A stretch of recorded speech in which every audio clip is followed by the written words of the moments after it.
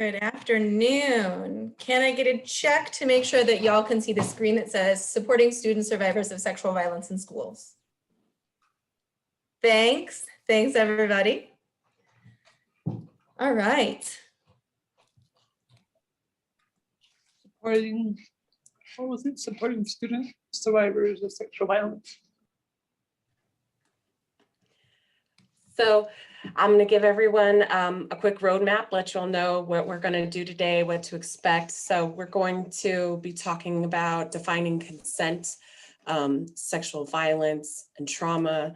We're going to also talk about disclosures, what to expect, kind of how to create that setting, and some trauma-informed classrooms, some tips, some helpful ways for educators to set the stage in a trauma-informed way. And then we're going to also discuss partnerships.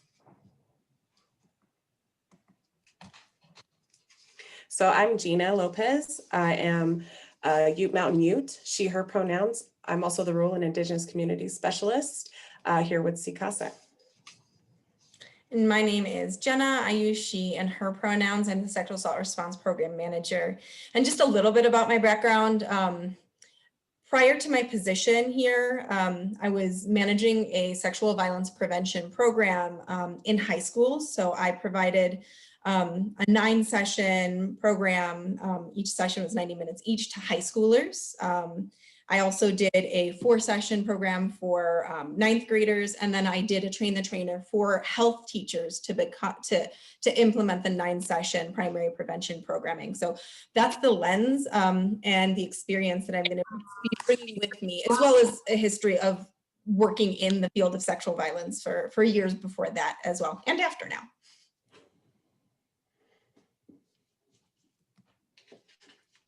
So we're gonna take a poll.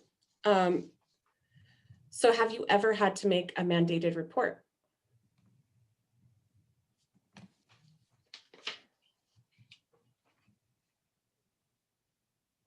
Hold on, give me a second. For some reason, it's giving me the poll that we already did. Stop sharing, relaunch poll. That's not it. Share it in the chat if that's easier for you than a poll, or if the polls aren't working for you. It's only giving me one. I'm sorry, you guys. So let's just check out the chat. Seeing lots of yeses so far. Yeah. 1 no so far, 2 no's, 3 no's.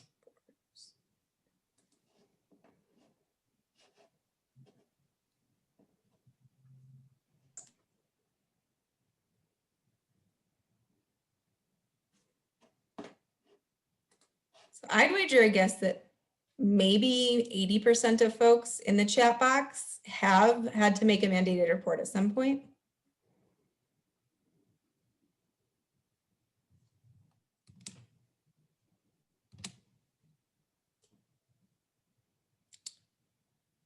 So now we want to ask folks who have done it, if you had to make a mandated report for a student or a youth, what was their reaction like when you had to make this mandated report? And so go ahead and put that in the chat, please.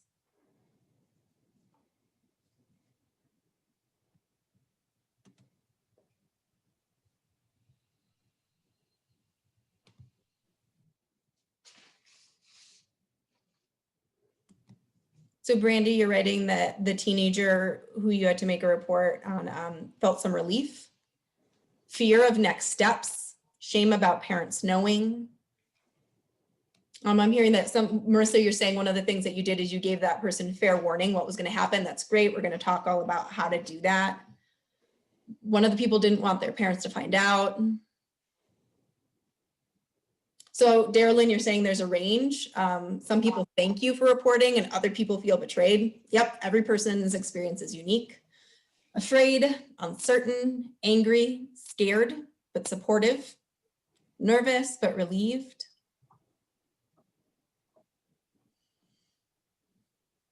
Okay, but then changed demeanor after facing backlash from parents, relieved.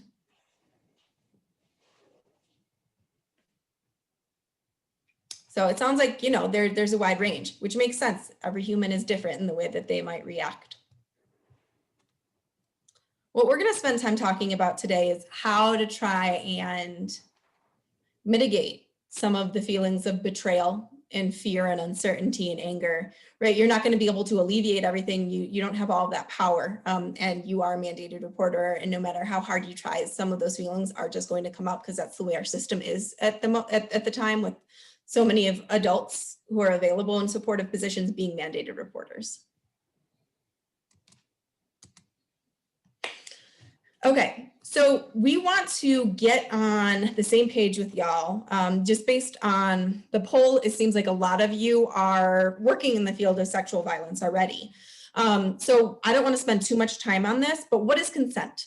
If you want to just throw that into the chat. You can also use the annotate feature, which I'm going to go ahead and open up.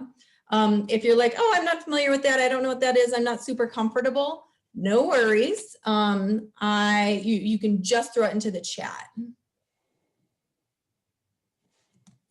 So you can anonymously go to annotate at the top, view options, annotate, and then you'll go to, there'll be a text bar that comes up, and then you could click on text, click the screen, just like you see some text popping up, and then you could populate that.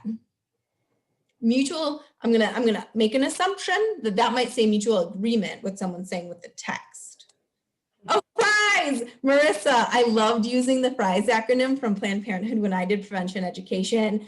Consent is freely given, right? There's no pressure, there's no manipulation, it's reversible. You could take it back at any time. It's informed, you understand what's happening with your body, with your partner's body.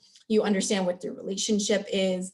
It's enthusiastic, which doesn't mean you have to be like, yes, I really want to make out with you, right? It means that you're saying, no, I'm really into this. And if the person's showing some signs that they might not be into it, you stop and you check in. And then S, it means it's specific. You have to check in for all of the different things that you're doing and continuously. Love FRIES as something. And if you're like, what is FRIES? I want more information. Google it. Planned Parenthood came up with it. They have really great images for it. It's agreement. It's an informed yes, freely given without fear or coercion. It's something that's repeated. I'm just going to move some of this around so we can better look at it. You asking before acting.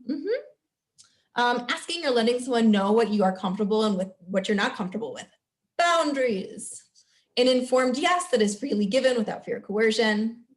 Sharing of physical, emotional, and psychological boundaries. Love that you move past the physical there. Enthusiastic and sober yes between people who are able to consent. Yes, glad that you brought in that aspect. There are certain times or ways that our bodies can be, which make us unable to consent, which can get complicated. All right, so I'm gonna go ahead and clear this because I think we have come together to create a great definition. And now I'm gonna move to ask you another question that's important for us to get on the same level as to have this conversation. What is sexual violence? When I say that term, what comes to your mind? How would you define it? I'm going to open up Annotate if you want to do that again. Of course, you can use the chat box as well.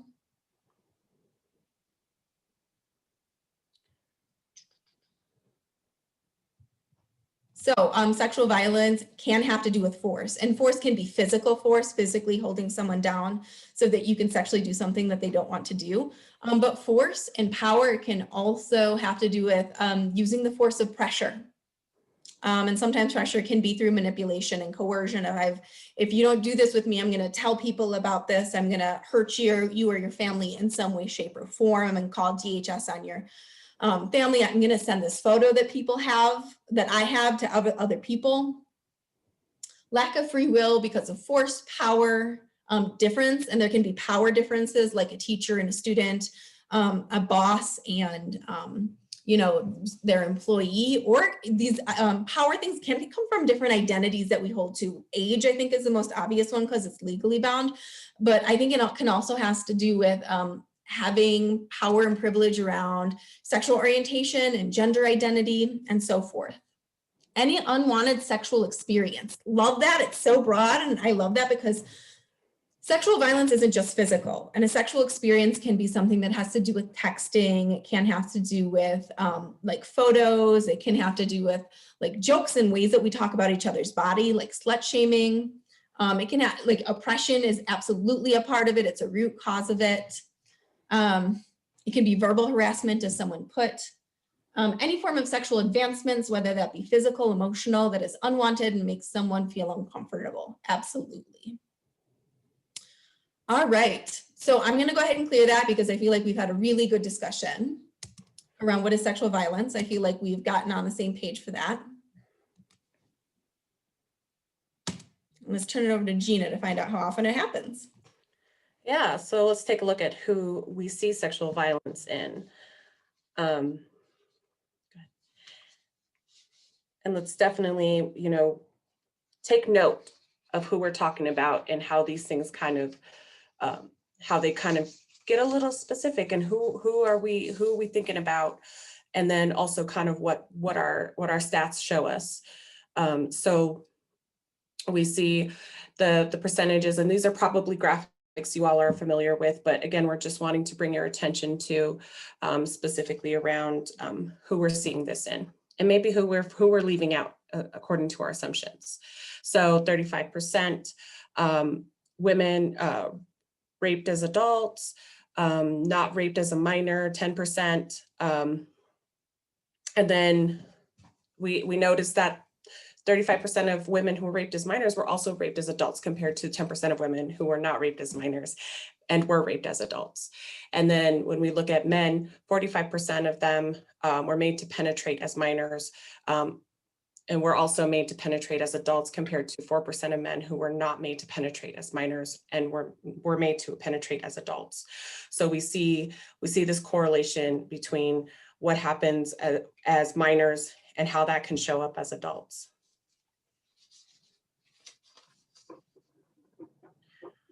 And then this lifetime prevalence of rape, physical violence, and stalking by an intimate partner by men and women. And then when we break that down as lesbian women, bisexual women, heterosexual women, we see that in gay men, bisexual men, heterosexual men, that these percentages, the prevalence shows up as folks kind of are in these identities.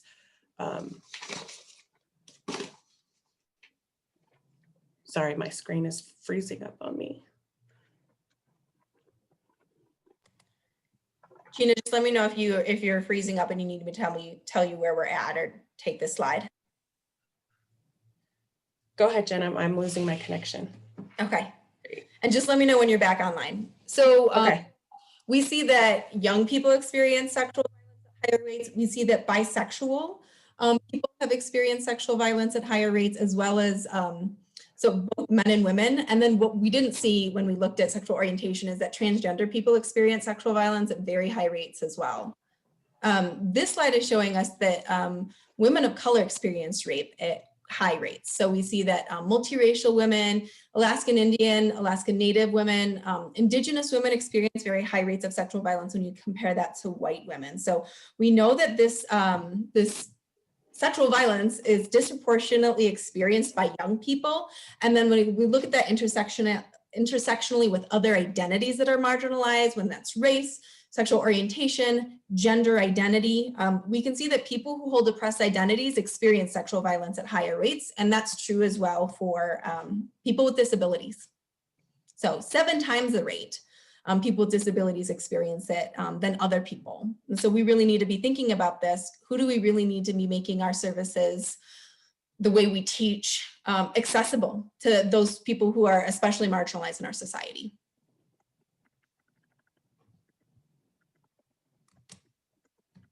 Okay, so what is trauma?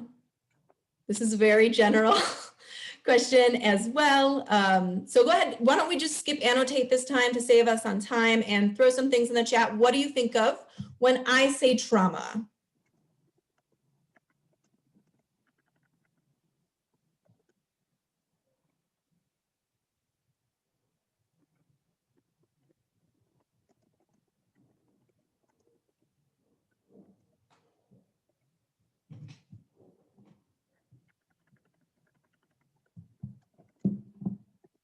Sexual abuse absolutely can be trauma.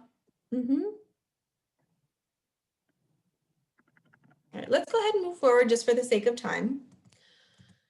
I think a lot of people, when they think of trauma, of course, they think of sexual abuse. Sean, you put in the chat an event or events that alter fundamental health and organization of the brain. Yes, we're going to have Gina talk about that. I think Gina might, oh no, Gina's right there. I just lost her on my screen. Gina's going to talk about the neurobiology of trauma for a minute too. Byproduct of an event which causes you to fear for your life, adverse experiences, yes. So the important thing I think that one of the important things that I want to say about trauma is that it's not the actual event. It's the reaction. It's our body and our mind's reaction to that event. And it's not just an event. And it's not just a response to that event acutely or just long-term. It's a much larger picture that we want to draw for you and connect back to those previous slides. So trauma can be something that is generational and historical. When we think about things that have happened to groups of people. So for example, epigenetics shows that trauma is literally passed down in our genes. So for example, I'm Jewish and my grandmother is a Holocaust survivor. The trauma that she experienced literally changed the DNA that she handed down to my father that he then handed down to me. And that's true for other people who have experienced historical trauma based on their identity. It's also passed down generation to generation, right? The trauma that we learn, the coping mechanisms that sometimes we learn that aren't always helpful, that's passed down from generation to generation as well. And that can be complex and it can be stuff that just piles on top of each other and cumulative as well. So you might experience sexual violence as something that happens, but it might also be something that's passed down from generation to generation within your family. It might be having to do with trafficking within your family and your community as well. And so we really want to tie the idea of trauma into identities and the identities and the oppression that you can experience, recognizing that folks who experience sexual violence more often, oftentimes hold that generational, that historical, that complex and cumulative trauma as well.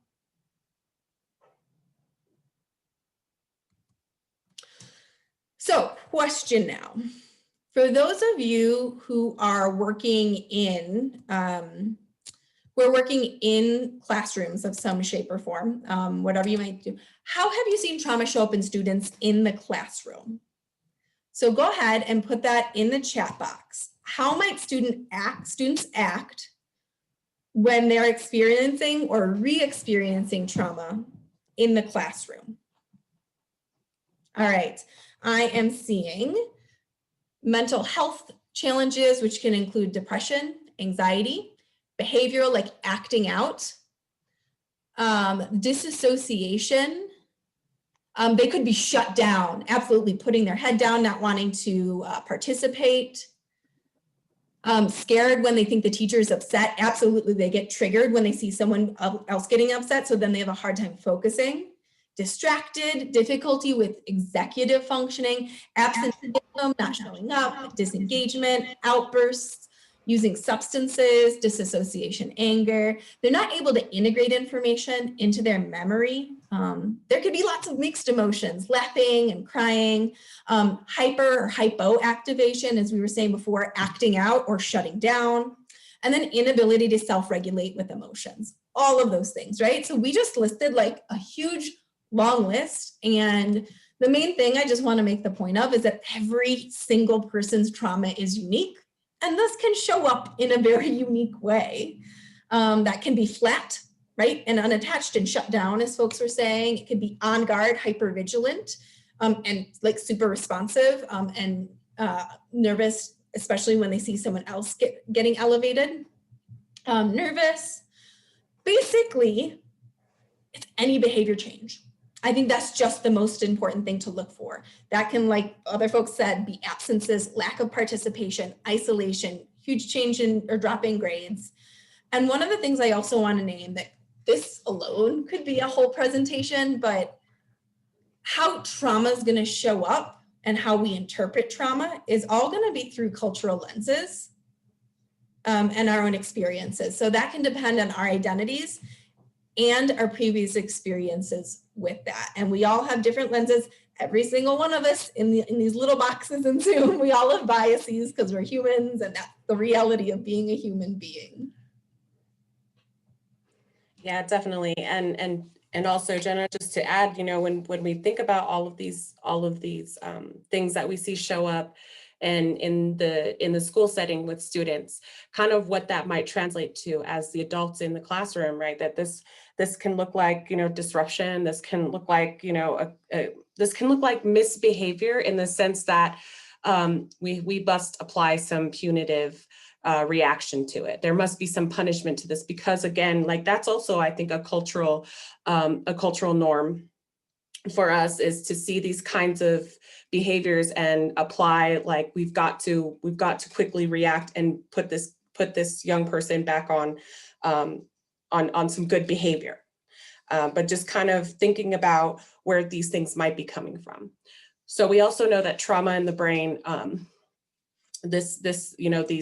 these effects and these behaviors that we're seeing, it's also seen through science. Science supports this, that the prefrontal cortex is affected. So again, that ability to focus and make logical decisions and hold information and stories together in logical order. So making sense. So when we're thinking about, and we see this for those of y'all who are working in sexual violence, we see this in survivors, folks, our systems or our thinking or our culture of making sense of things want stories and want things to be retold in such a way that we can follow in this linear way.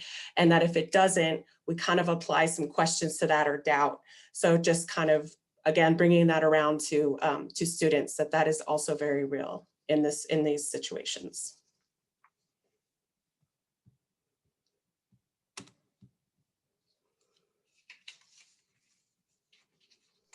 So one of the things I think that's really important is that when you start talking about sexual violence, healthy relationships, when you start even outside of that, even if you just start creating a safe trauma-informed environment, you will start getting disclosures. That does not mean that sexual violence is increasing, right? I think especially like in 2011, like when Title IX exploded and we started, and Me Too movement, we started seeing a huge increase in schools, on college campuses. Well, hopefully we did.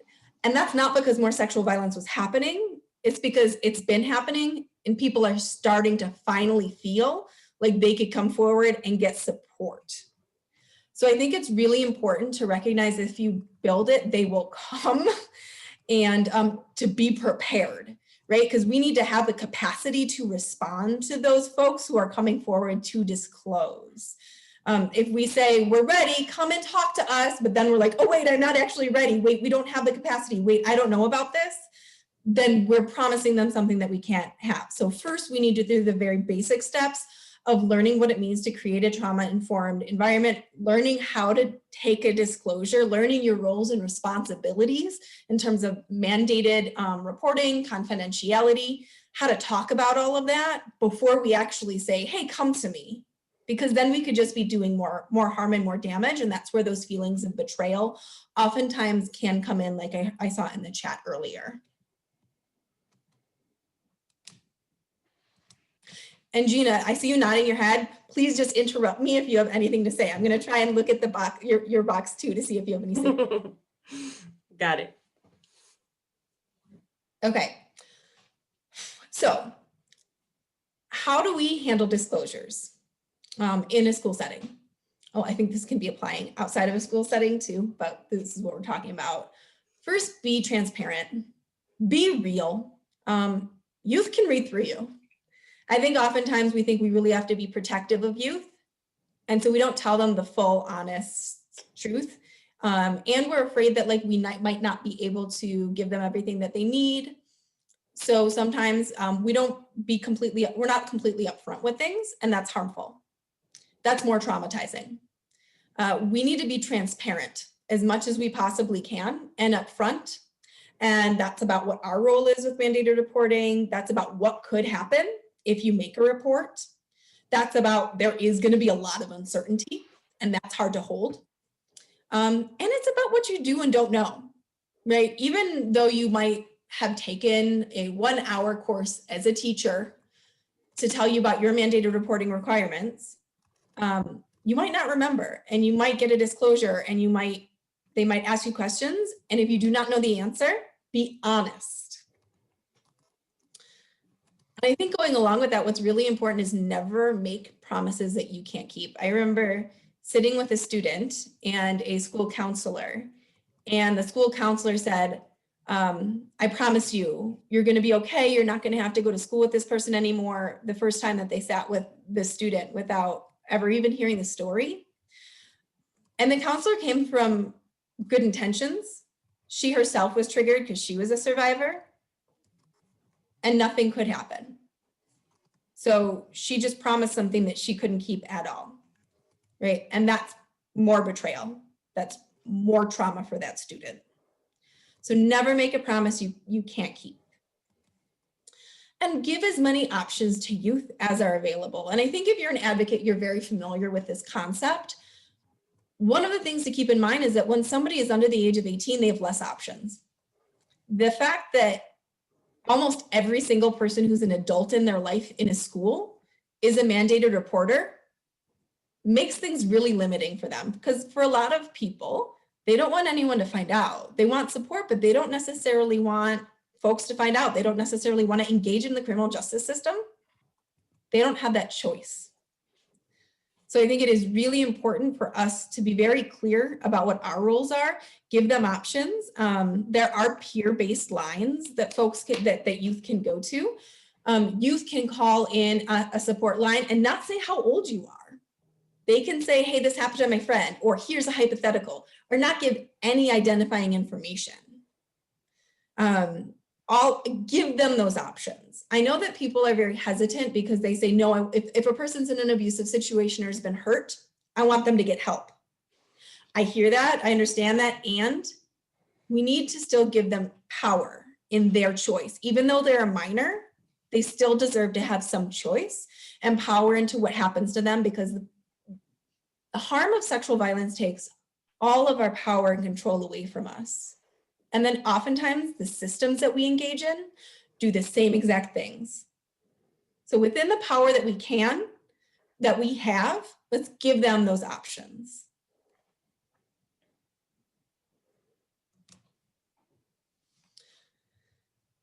Oftentimes we might get anxious. You know, in a school setting, oftentimes, I mean, not oftentimes, when we are in a school as an adult, we are charged with protecting youth. So I think that an immediate reaction that we might have in our bodies and our minds is, oh my gosh, I want this person to be okay. And we might immediately just be going straight in our head, like, what do I do next? And not actually sitting and listening and being present. The youth can sense this, right? And so this is where we need to practice our grounding techniques and our ways of breathing and making ourselves be present with that student. I want to recognize this can be a challenge, especially if you are a survivor yourself. But we want to sit and we want to understand what's going on with them, and we want to truly listen rather than get in our heads and say, what are we supposed to do next, right? So listen and understand first rather than say, here, go do this. And I think oftentimes when we're adults and we hold power, we always hold power over youth because we have privilege. We are used to telling them what to do. We are used to teaching them lessons. And I think that it's really important to recognize that power and privilege and take a step back and listen, be uncomfortable with silence, sit with them, and validate their experience. What happened to you wasn't okay. I'm so sorry that you experienced that, right? That's not acceptable. That person did hurt you. Validate what they're going through.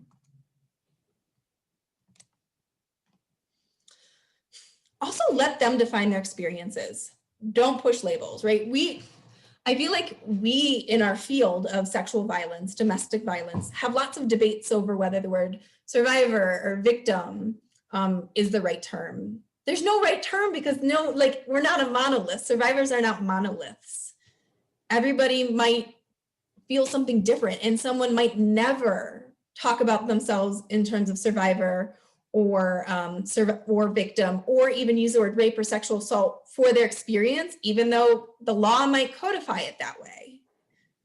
We let them go on their own timeline. We let them say what happened to them. We can say, like, it sounds like that person hurt you and did something to you that you didn't want to do.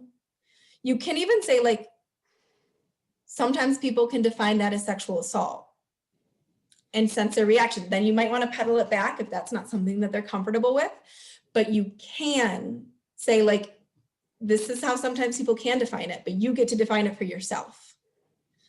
And reflect back their language, right? We don't need to correct them. If they're using swear words that you're not comfortable with, I'm not saying that you have to use those words, but I do think it's important to use certain words that they use. If you don't know a word that they use, which I'm going to be real with you, when I taught in schools, I did not always understand the words that they had to use to describe genitalia or sex or different ways of having sex. And I did have to ask for clarification. And it's a really great humbling experience, I think, to ask for that. Let them teach you things. I think that's a really important way for us to take a step back in our power. We also need to address shame and blame if they show any. We know the stigma of sexual violence. We know this, that it's hard to talk about. If they do bring it up, let them know it wasn't their fault. There's nothing they could have possibly done to bring this on. If someone else has blamed them, let them know that that wasn't okay either. Even if that person is someone who works at your school, just let them know that this happens to other people too, and they're not alone. Okay, this middle one I bolded for a reason. Avoid trying to teach lessons or correct risky behaviors when they disclose. This is one of the most common things that I heard when I worked in schools, from teachers, from deans, from principals, from counselors. I don't want them to make the same mistake again. So that's when I take a deep breath and I stand back and I say, there wasn't something they did that was a mistake. What happened to them wasn't their fault. They had their power and control taken away from them, as I said before. We don't want to do that again by trying to teach them a lesson. It is our role to talk to them about risk reduction. It is not the time to do that when someone discloses that they were harmed, that they were sexually harmed. That is not the time. And I know where that comes from, a good place. I don't want them to get hurt again. I get that. Totally understand that. We feel powerless when we see someone else, especially a youth, get hurt, that we feel responsible for protecting. Right? I know where that can come from, and that's something that we need to shift away from, that we need to avoid. We also need to normalize experiences of trauma and feelings. Like, there have been survivors that I've sat with and we laugh together, that I sit there while they cry, while they get angry. We just talk about that huge span of possible emotions, normalize whatever it is that they're experiencing. They might say, I know it was really weird, or I know, like, it's strange that I feel this way, or like, it's awkward, or they might feel shame that they didn't fight back, or maybe they enjoyed it, or maybe they orgasmed. All of those things are normal. It doesn't mean that it wasn't a harm. It doesn't mean that it wasn't violence against them. And then help them to identify their supports. And actually, I changed the wording on this, like, I think this morning, because it was like, identify their supports for them. And I was like, oh no, I was like, they know their supports. Who are you to tell them who their supports are? So they know who in their life they could go to, right? Their friends, their peers, the other adults in their life who are not mandated reporters, those who are mandated reporters that they think that they could trust if they're okay with a mandated report happening. So help them to process through who could be the person that they want to disclose and how, because sometimes the people that we're closest to might not be the right people. And I think those of us who are on this call or this webinar, we understand that because the work that we do is hard, and we know who in our lives we can talk to about it, and we actually don't get support. We have to do more explaining and education, and it feels more frustrating, right? We know that. Youth know that too. We just need to give them credit. Gina, anything you want to add to this slide? No, just again, talking about why this is important.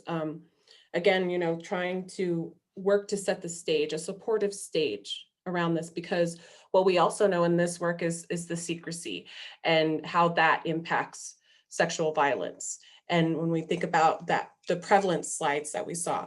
We also know that if folks don't feel supported, then it just continues on, and that hesitation, the doubt, the shame, the embarrassment, they carry it. And then we also see that those folks are vulnerable to experiencing sexual violence again. And so what we're really talking about here is setting this supportive stage for disclosure to be done in a safe way, in a way that we're holding all of these important things around it, these considerations we also have to think about, because that's what we're trying to do. All of this, even though we're talking about how some things may seem counterintuitive, all of this is still, like all the things Jenna's describing around, avoiding the teaching of lessons and all that, back to we're just trying to keep people safe. And this just feels strange because we are trying to apply this lens and understanding and knowledge and experience around what sexual violence, when we also include that into the school setting around disclosures. So this is still trying to create safety around youths in school.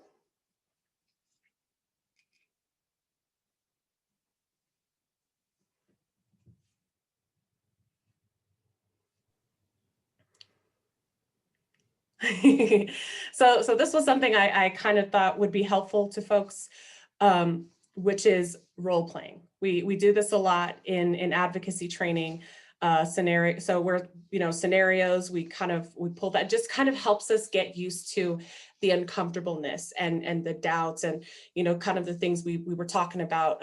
What are some kind of reactions we have, or some tendencies we have, because these are coming from well-meaning places. But again, these are very uncomfortable things to sit in, whether it be advocacy, and then it gets even more complex as we're trying to sit in a supportive space for disclosures in a school setting.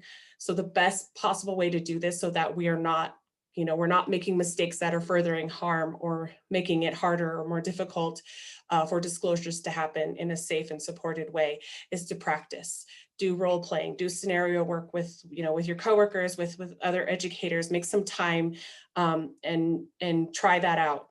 And that way we can just get a little bit more comfortable around these practices and around kind of the things that we shared with you all to think about when and if a kiddo decides to come to you because they found you to be a safe space for this. And so we want to be able to also show up for them. We want to be able to meet them when they've done such courageous steps towards coming to you and sharing these things with you. So we just always kind of want to be, on our best marks when this happens. So I think a really great way to do that is to take some time and make some space to do some role playing and some scenario work. And we're going to talk about this a little bit later about partnerships, but if you work for an advocacy agency, one of the things that you can do is partner with schools and offer trainings to teachers where you do scenario work with them, where you do role play work with them. People hate role plays, but they help, but they do help. If you're like, help me with scenarios, email me and Gina. We got your back. Yeah. So confidentiality and mandated reporting. So absolutely, we want always to be in that footing of, mandated reporting. If that's your responsibility. A lot of adults, Jenna had talked about this, a lot of adults are mandated reporters. Absolutely, that should be in place. Absolutely, you should follow that. So also know what your duties are based on how that's applied to your licensure, your school policy and the laws around that. Absolutely follow that. We are by no means trying to get you some cheat codes around that, for sure. No. Know who else are mandated reporters. Also inform yourself if there are adults who are not mandated reporters in the school and in the student's life. Think about ways when you're working through who are supportive spaces for the youth. think about who those folks might be who are not mandated reporters. And then, no protocol for disclosures, be open and transparent. Again, you're gonna hear that a lot, but that's so important for that trust building. Because what we want is not for another place that kiddos or youths don't feel that they can come to and trust. Again, we're all working, this is all working around being and creating safe spaces and let them know what to expect, even when there is a gray area. Because we're talking about people, we're talking about relationship circumstances, and they're complex, as complex as we are as human beings. So definitely always keep that transparency there. Always be aware of what your protocols are about these types of disclosures. Yeah, and remember, this is about building trust. This building of trust is also so very important to safety. Jenna, did you want to add something about adults who are not mandated reporters? Sure. I mean, there's not that many, especially in a school setting. That's going to be pretty non-existent, but talk to them about like friends' parents. The other thing, you probably don't know the protocol or the Title IX regulations and policies for all of the schools in your area. Get to know them. When I say get to know them, what I mean is hold your schools accountable for making them. Because oftentimes they don't have them or they don't know them. And then you, as an advocacy provider who understands trauma and sexual violence, can help support them in developing them. Oh, and get students involved in that too. Let their voice have a say if you can.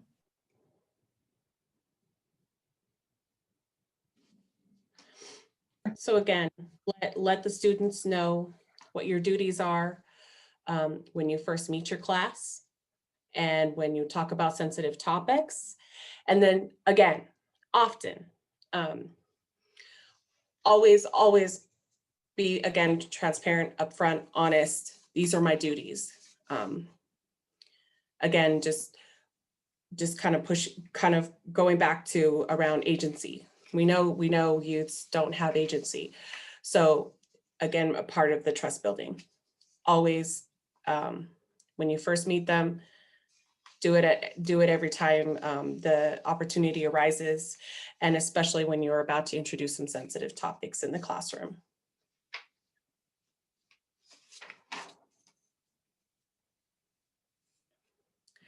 Some things also to keep in mind is your relationship with the students. So we do all this work and all this time in our classrooms, and we build up this really great relationship with the youths, but keep in mind the impact. And some of y'all shared some of that, what you've experienced when you had to make mandated reports. Keep in mind that impact after the disclosure and the report you're going to have to make. Anticipate and expect that feeling of betrayal.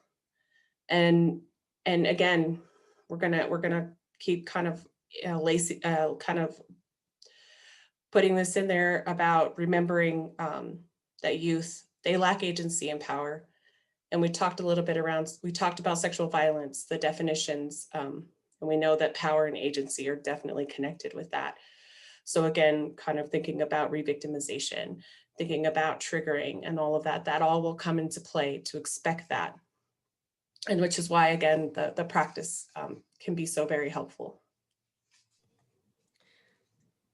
And if I could just share a story, I was teaching in a health classroom with a health teacher, and there was a student who she told me had just disclosed to her.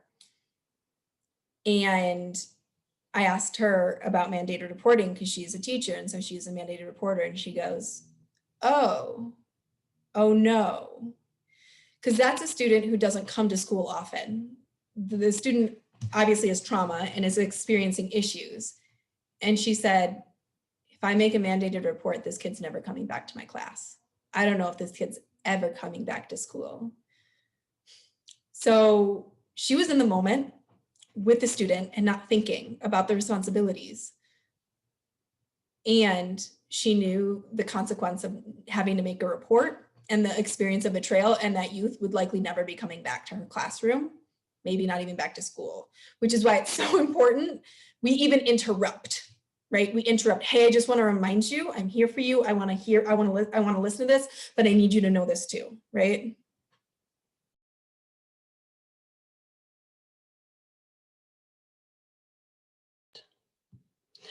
Yeah, so offer support from outside and inside the school.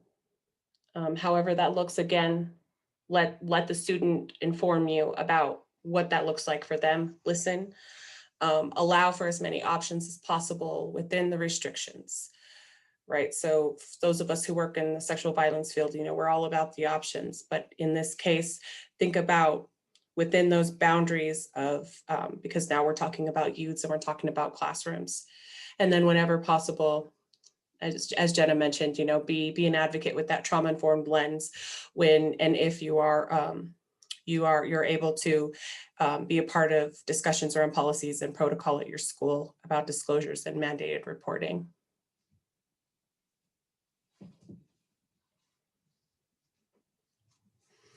So trauma triggers. So triggers are a stimulus that brings up memories of and feelings of past trauma. They can be obvious. It can be prompted by discussion around relationships, abuse, violence, many topics. And sometimes triggers are not so obvious. Sometimes we don't know them. Sometimes the person who is experiencing the triggering also doesn't know it. The person who's experienced trauma doesn't know what those triggers are until they happen. So again, you know, being very mindful of these things and have a plan ready when that happens, because we know that happens. We've talked about how trauma shows up. Trauma is in the brain, it's connected, it's unavoidable. Folks are going to have these experiences and they're going to look differently. And sometimes they don't. Sometimes they're not going to manifest in the way that we can pick up on them. So try to have a plan in place when this happens. And we're going to move into what it means to be trauma informed now, but I just want to share another story. Empathy, lack of empathy is one of the risk factors for sexual violence perpetration.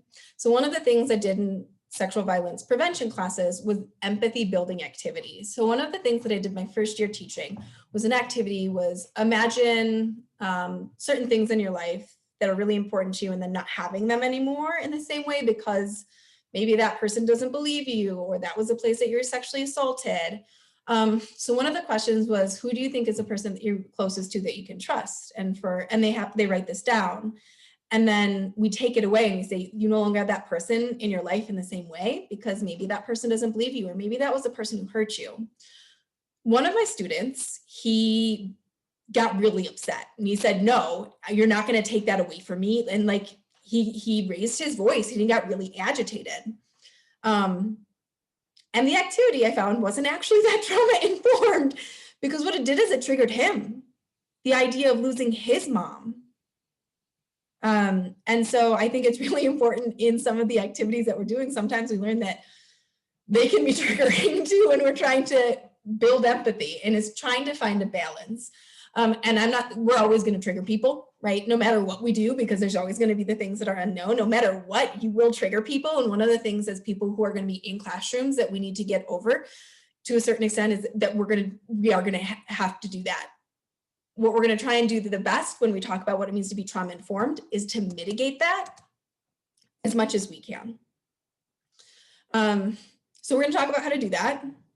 Being trauma informed, just very basic definition of what we're going to talk about is holding an understanding of trauma. And that's that comprehensive view of trauma, that response that our body has to an event or cumulative events that's also passed down from generation, historically based on our identities.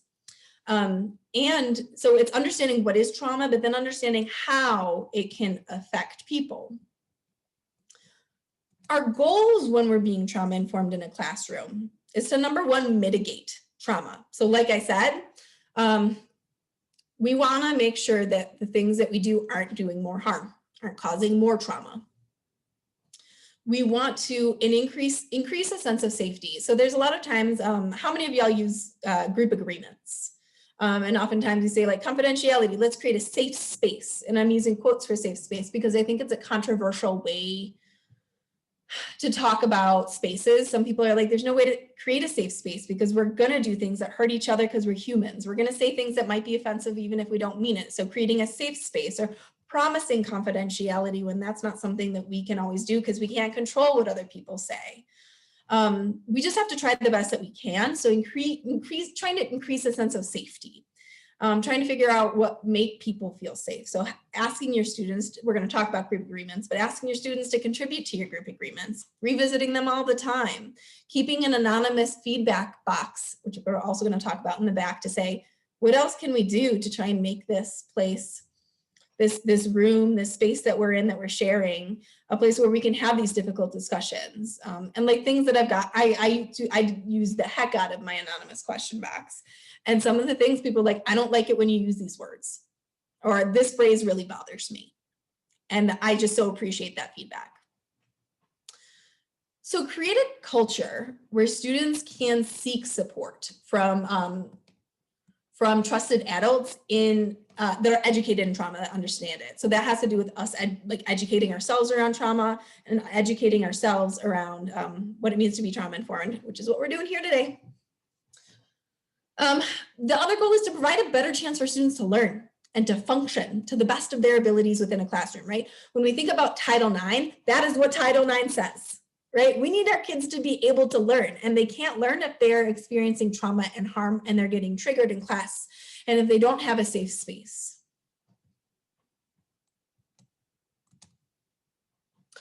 So how do we do this? How do we actively work at creating a culture, creating an environment, in working towards interactions to buffer those effects of trauma? So Gina and I are going to go through some of what it means to be trauma informed. I don't know why I keep putting quotes around trauma informed, but resiliency, helping to build resiliency, helping to give back agency and power, creating a sense of safety, transparency, non-judgment, and then empowering spaces. So we're going to go through and kind of process some of these now. So predictability and transparency. So honesty and transparency. Again, being clear, being upfront around, your lesson content, your requirements, what your responsibilities are,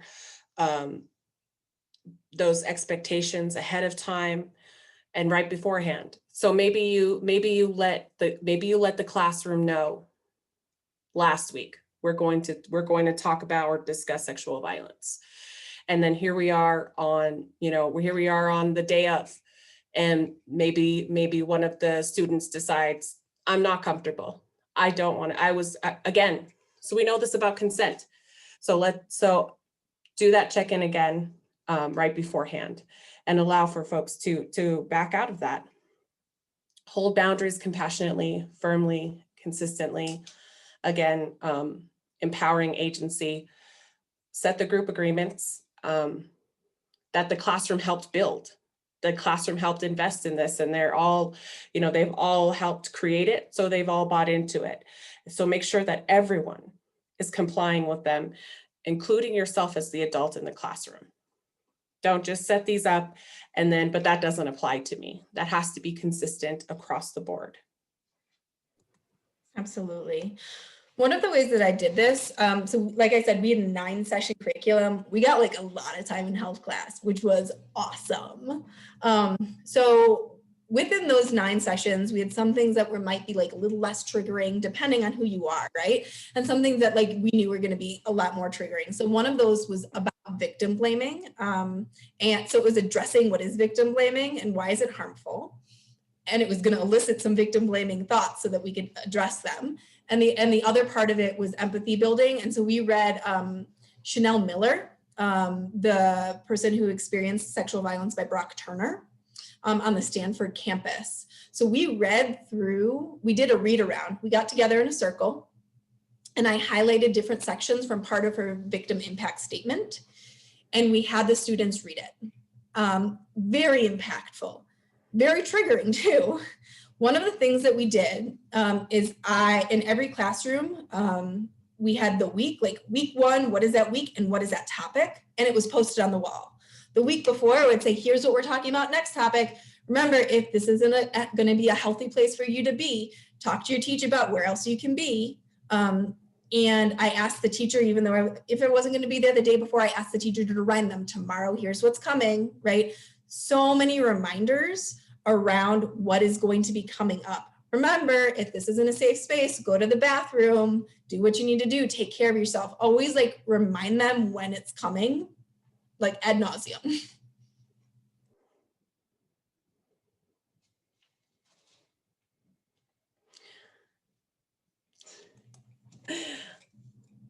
Go ahead, Jenna. The group agreements that we oftentimes use are what's said here stays here and what's learned here leaves here. So that's the idea of confidentiality. And you can put confidentiality up there, but I think one of the caveats is saying like, I can't promise you that one of these people who are here are not going to go talk, right? I'm going to ask you not to, but I can't promise you. So we would love for you to go and talk about consent with your friends and family. But if someone talks about something that happened to them personally, we're going to ask that you don't talk to anyone else about this. Another group agreement that we use is be open, keep an open mind. The purpose of sexual violence prevention classes is to confront myths, misconceptions, to unlearn the gunk that we have been taught. Everybody's been taught, right? By the time you're like 5 years old, you've been taught some unhealthy things. So to unlearn that, so we need to ask people to keep an open mind that I'm going to say some things to you that are against what you've been taught. I'm going to ask for you to sit with me in that discomfort. And then practice listening for understanding rather than responding. Oftentimes, like a student will say something, the other student will just already like start being like, no, I have something to say and respond. Okay, and I'm saying that for students, us as adults do this constantly too. So practice listening to understand and sit with your discomfort, breathe, which is why we want to help them with their emotional regulation and practice breathing techniques with them. Another one that we use is take accountability. So I think this one is super important. We're all going to make mistakes as humans. One of the ways that I would talk about this with my students is I would say, how many of you have ever been offended in your life? Raise your hand. Everyone raises their hand. How many of you have ever offended someone else in your life? Everyone raises their hand. The way that oftentimes we learn is by making mistakes, and oftentimes those mistakes are just going to hurt other people. That's the reality of being human. So it doesn't mean that you're a bad person if you make a mistake. Oftentimes we might experience defensiveness. This could show up as our heart beating faster. It could show up as our face and neck getting red. It could show up as thoughts such as, but I didn't mean it like that. No, but that's not how I meant it. But I'm a good person. But I'm not racist. But I'm not sexist.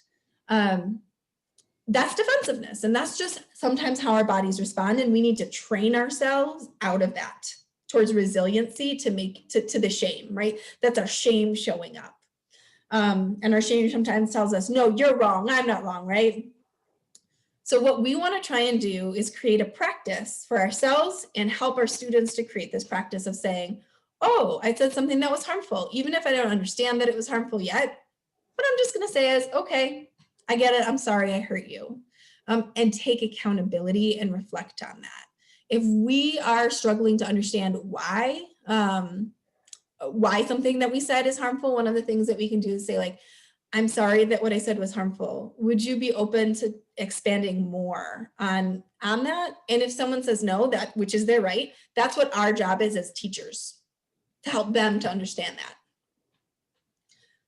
And of course, we need them to take care of themselves in whatever way, shape, or form that's possible. One of the things I want to talk about specifically is that could be limiting. Youth are controlled when they're in school to the extent to which they need to ask permission for their bodily functions. Can I please use the bathroom? No, we're close to the bell, you can wait. What if you can't, right? We control youth to such a strong extent in their school. that it can sometimes be hard for them to take care of themselves. If they need to go out because they're going to start crying, right? Or because they need a moment of privacy, we need to give them space to do that. And so talking within your classrooms, talking within the school about how you can provide space for them to do that is really important. Gina, anything else, any other group agreements you wanted to add? I added this slide last minute this morning. Yeah, no, and I think another one we also include in ours is being mindful of who's not in the room. And so in this setting and with the students, be mindful of who's not speaking up. Our students our classmates who are in this space with us, we're not hearing from them. Doesn't mean that they also are feeling some things or that they hold some identities that maybe might be getting spoken on, that are creating these feelings of being offended, or they're also defensive. So again, just being mindful of who's not in the room or who we're not hearing from as much. Thanks, Gina. And that's so important. I remember I was teaching once at a Catholic school that was really privileged.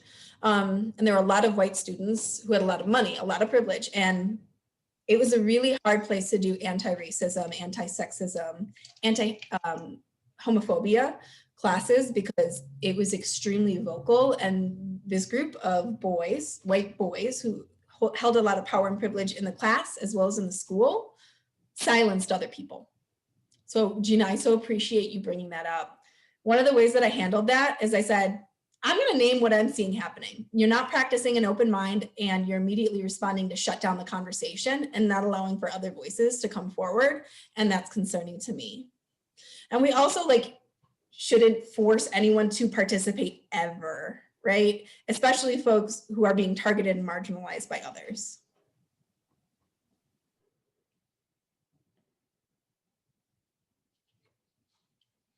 So, so a little bit more about how to provide those options for participation. So again, don't force them to participate.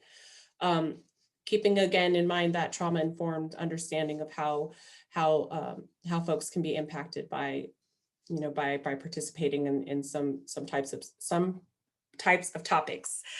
Provide supplemental options that can be completed outside of the classroom. So again, giving some empowerment there where they're still participating, just in a different way, and that's okay.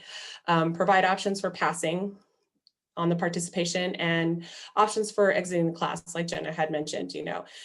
Find some safe ways for students to leave the room, leave the space without feeling that they're being stigmatized or drawing attention to themselves, because we also know that that young folks do experience embarrassment pretty easily and a lot in the classrooms. And so definitely think about that in terms of whether or not we're counting that as they're attending the classroom. Think about punitive or grades that won't be applied. So again, just those options for them to be able to complete the lesson and participate and fulfill and be empowered around that. That there are alternative ways. So again, checking in with your school, checking in with the class, like the way that you set up the class content, and just make some space for that.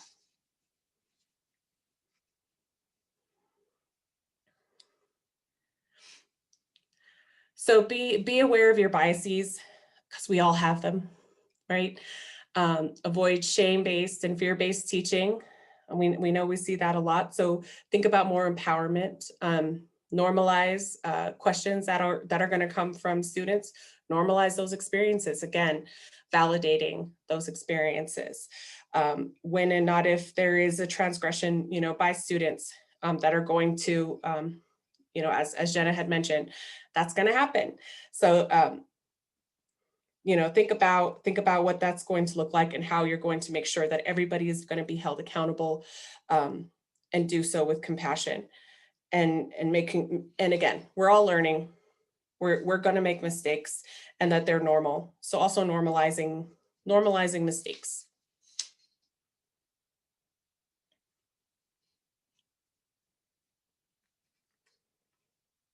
So being inclusive. So avoid that heteronormativity. Degender your examples, or the examples that you're using that have all gender identities kind of coupled with each other. so that students can see themselves in your examples, because it makes it more impactful. We see ourselves in these examples, we see ourselves in these scenarios. That information is going to stick a lot more with you if you can see yourself in whatever's being played out or whatever's being discussed. Recognize that students are experts in their own experiences. Again, if you're going to use photos, have diverse bodies and identities in the images. Again, you know, so that students can see themselves in the subject matter, in the topic we're talking about. Be open and humble to that feedback. Again, checking our own defensiveness as the adults in the classroom. And then, you know, elicit that anonymous feedback, so that way we are opening that up and we're giving some empowerment back to the students that we care and that we're listening to that feedback.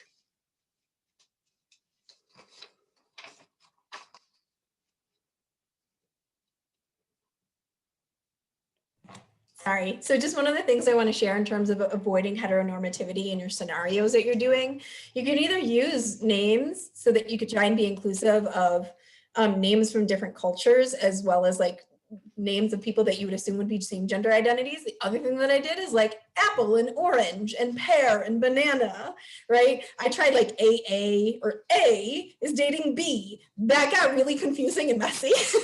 So like using apples and using fruits and vegetables, or like trying to specifically be inclusive, I think are good ways to go about it.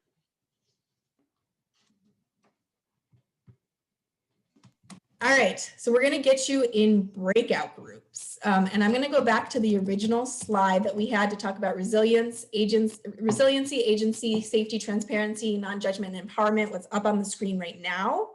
So we're gonna put you in groups of 3, and we're gonna put you in there for maybe around 5 minutes-ish. And then we're gonna have you talk about what are some concrete things that you could do, that you've done and that you think you could do within a classroom to create an environment and interactions that would be trauma informed, that could mitigate trauma. So Maria's gonna set that up and then send you down the rabbit hole. Alrighty, so you are going to have the option to go in. I'm gonna go ahead and open all rooms. Give me a second. If you are in a room all by yourself, I might still be moving folks around, but you'll have a 30-second warning when it's time to come back. So I'm gonna go ahead and open all the rooms, and I will be doing some moving around.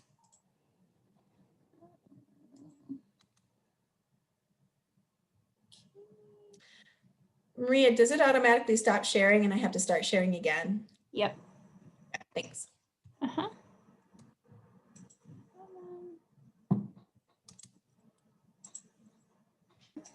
Back to you. Okay. Can you see it okay? Oops. Yep. Thank you for that verbal confirmation. I had the thing pop up so I couldn't see people's videos. All right. So would love to hear what folks talked about. We do have a smaller group at this point, so if anyone wants to just unmute themselves and talk about it, and then if folks want to use the chat too, what are some ways that you can create a trauma-informed classroom?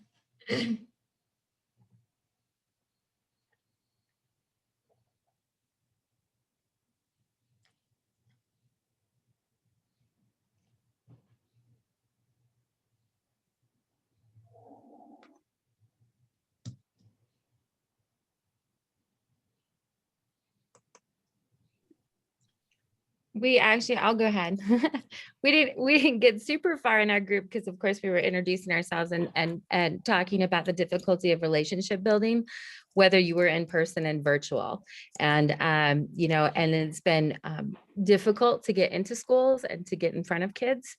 So that's just come with a lot of challenges this year. Thank you for sharing that, Libby. That's real. Like getting into classes, especially for more than one session, is very hard. So I also see putting being LGBTQ inclusive with signage. Absolutely. establishing safe options and self-care tools, allowing doodling. Yes, I'm a doodler, so I feel that. Letting folks take breaks outside of the classrooms. Sometimes it's giving them things to color on, like coloring pages. Yeah, I had popped in on a group. They were kind of mid discussion, and just a little bit about what they were sharing, which was interesting, is the types of schools and access to those schools. That is it's so different, and it's so complex, you know, whether we're talking about different states or different types of schools, that access to the classrooms is so very real and complicated. Yeah, that was interesting. Okay, we have a little less than 10 minutes left, so we're going to go ahead and move on. Yeah, so support for students, again, in school, outside of school, thinking about what that looks like, but also just as important for yourself. Those of y'all who are getting in these schools, who are doing the work, you know, so much respect to you for that, but also making some space and some time for what that support looks like for you. Normalize what that means to seek that support, because we also still have those stigmas around mental health and support around trauma in those terms, and model. So, you know, this is where I go, you know, when I need support, this is who I talk to. This is something that I seek out. So, you know, again, you know, don't just talk the talk, walk the talk as well. And just kind of, again, just kind of creates this really great pathway for folks to seek out that support for themselves. It's really good when we do that. So as the teachers and adults in the room, yeah, we should also be teaching what it means to say, well, I need help. I need some support around this. Totally. If we are going to ask other people to be vulnerable and then we're not going to also be vulnerable in return, like that doesn't help us with power and agency, right? Sure. So one of the things that I do on the first day of class with my students, and that we come back to, especially when we're doing challenging classes, is grounding techniques. If you're an advocate, you're probably pretty familiar with this, but basically what grounding techniques can literally do is help your prefrontal cortex come back online. So, you know, Gina was talking about the neurobiology of trauma, and sometimes people talk about this as flipping your lid. So like with your fingers, what I'm showing you on the screen right now in my video is that like my fingers, the 4 fingers, are wrapped around tightly. That means I'm grounded. My prefrontal cortex is online, right? My ability to make logical decisions, my ability to integrate memories, my ability to focus is on board. But when we flip our lids, when we become afraid, when trauma enters the picture, we flip our lids and we're going back to like our primitive brain, right? And so how do we wrap that back onto our thumb, our prefrontal cortex? That's how I've heard people talk about it before. So some of the things that we can teach folks to do is, what are 5 things that you see right now? Like, I see a rubber band. Oh, and also a rubber band is one way that you can actually bring yourself back into your body by snapping it, having it on your wrist and snapping it. So 5 things that you see. I see a water bottle. I see a pencil. I see a pen. It reorients you to your physical context. Touch. I say to students, go run your hands under water in the bathroom. Sometimes that needs to be cold water if you want to be brought back. Rub your hands together. Dig your nails into your palm. Touch your hands to your legs. Try and squish your toes into your shoes to bring yourself back into your body in the present moment. Another thing that we do in class that like we can always practice is breathing techniques. So there's sometimes physical things, and sometimes when there's not physical things, you can kind of count, and you could say, okay, what we're going to do is practice breathing. I'm going to ask, and I'm not practicing this right now, I'm going to ask you to sit up straight with your feet on the floor if you can reach, if that's accessible to you. Your hands in your lap rather than cross straight. And then you practice breathing in slowly and breathing out slowly. And you can kind of open your hand to a count of 3 and close your hand to a count of 3 and help them to count and to steady their breathing. Another practice you can do is a song, a prayer, a list, Say your ABCs to yourself to try and bring yourself back from disassociating. Another thing that I added in that I started really enjoying, and it was fun for me too, because I'd put fun photos in of animals and sometimes food, a trauma-informed slide to give folks a break, to remind me as the facilitator to take a break, but also to be like, oh, a picture of my favorite cinnamon rolls, be like, who here likes cinnamon rolls? And it gives everybody a break. Or a picture of like, oh, does anyone know what mountain that is? Like, I like to hike around that mountain. Or like, oh my gosh, look at the cute kitten, right? It's a break. It allows you to check in. How are we doing? How are we feeling? Like, do we need to take a minute? Are we going too slow? Are we going too fast? So a trauma-informed slide with fun photos, a GIF, a meme, a cute animal can be helpful. Another thing that I find just essential is an anonymous question box. And one of the ways I started doing this is, oh, if you ever have a question, just throw it in there. But then like people can see you putting a question in there, so it's not so anonymous. So what I started doing, the first class I ever do, middle and the end, I always say, give me your feedback, give me your concerns, give me a question or draw me a picture. And they could do that at the end of every class or at the end of every so often so that everybody has to put something in, even if it's blank, right? So it does truly remain anonymous. And then you go through and you answer those questions. You go through and you adjust whatever you're doing, like, oh, you're going too fast, or like, I don't like this language. And you can adjust and get feedback from them. And they identify what they need from you. So it's great. Okay. So we're in this virtual world now, thanks to the pandemic. So we can still be trauma informed in our virtual spaces. So reorienting ourselves, but again, holding that as our foundation. So set up virtual ground rules. So we can use those group agreements. Discuss who can overhear or observe the virtual work. And again, be transparent about that. Discuss what things that are in writing, they are more permanent, right? So again, talking about, what you're sharing, what's being typed in, set up passwords, who can and can't access the space. And then again, anxiety with the platform can be mitigated with regular tours and check-in. So kind of what Maria gave us in the beginning, some directions, some helpful tips, and then give alternative ways to make contact, and then allow again for those anonymous questions.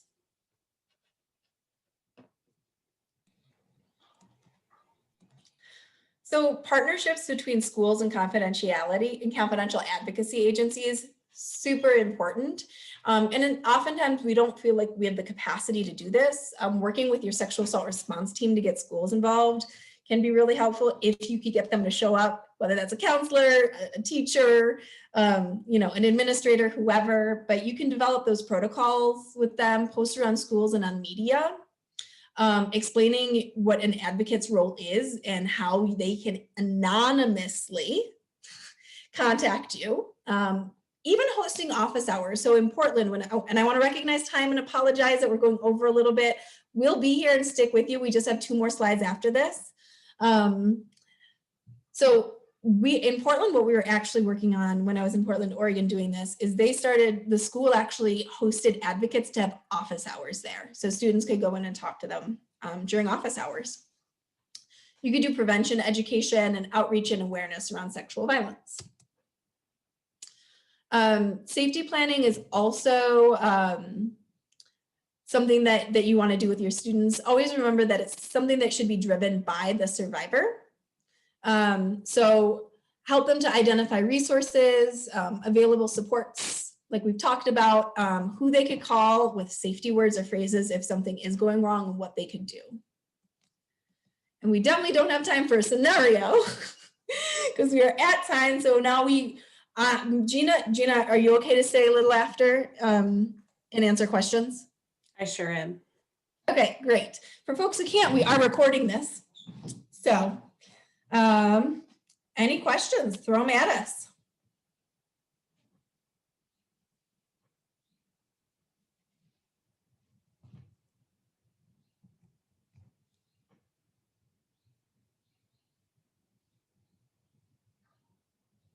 If you ever want any resources, around any of the stuff that we've talked about, whether it's prevention and education, how to get connected into schools, how to get schools onto your SART and how to do protocol and policy development with them. Youth engagement, feel free to contact us. Here's our contact information.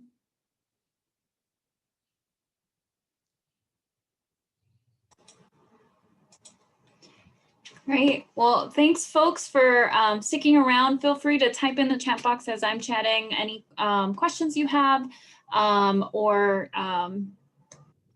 email them to Gina and Jenna.